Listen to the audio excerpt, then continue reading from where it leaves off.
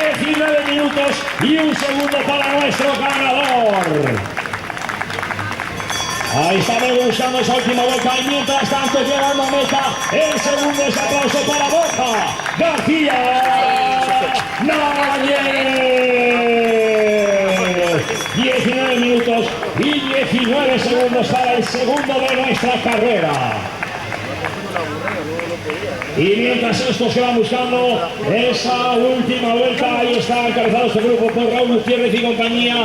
Y otra de nuestras chicas en carrera y está en actividad. Ahí está Rubén. Y últimos metros para Víctor Torras. 19 minutos y 44 segundos para el tercero. Y otro más que viene buscando esa última vuelta, otro que aplaudimos. José Antonio Lozano, venga, vamos a por ello. Y buscando los últimos metros, el que va a ser el cuarto en nuestra meta. Mientras está pasando ahí Enrique, últimos metros, ese aplauso para Cristian López Martín. 20 minutos y 14 segundos para él. Y buscando última vuelta, ahí está Lourdes. Ahí está el chico de Tierra de Pinares, ese aplauso fuerte para Juan José Muñoz Acuña.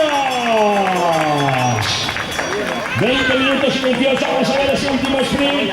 Ese aplauso fuerte para ellos dos. Ahí está Teodoro, seguido por Jaime Pedrero. Última vuelta, chicas y chicos. Ahí está Nuria encabezando este grupo.